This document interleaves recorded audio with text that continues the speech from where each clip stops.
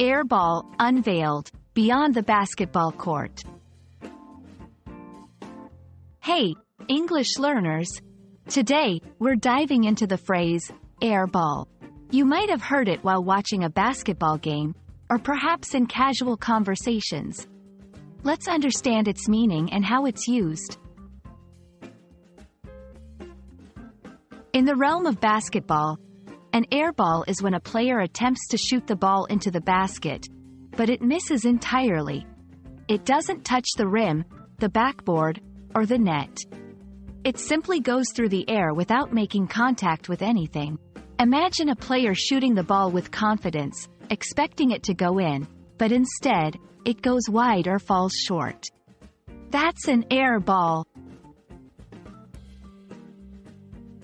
Outside the basketball court, air ball has evolved into slang. When someone says you threw an air ball in a situation outside of sports, they're implying that you made an attempt at something, but missed the mark entirely. It can refer to telling a joke that no one laughs at, making an incorrect guess, or any other situation where an attempt falls flat. Example: if you tried to guess someone's age and you were way off, they might laugh and say, "Wow, that was an air ball." To help you better understand, here are a few examples. 1. I thought she would love the surprise party, but it turned out to be an air ball. She doesn't like surprises. 2.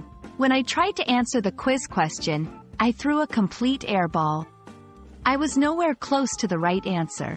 3. He tried telling a joke to lighten the mood, but it was an air ball. Nobody laughed. Remember, just like in basketball, it's okay to have an air ball once in a while. It simply means an attempt that didn't succeed. There you have it. Air ball is not just a basketball term but also a fun slang phrase that can be used in various contexts. The next time you hear it, you'll know exactly what it means. Keep practicing, and you'll be shooting linguistic three-pointers in no time. Hope this video was helpful. Happy learning!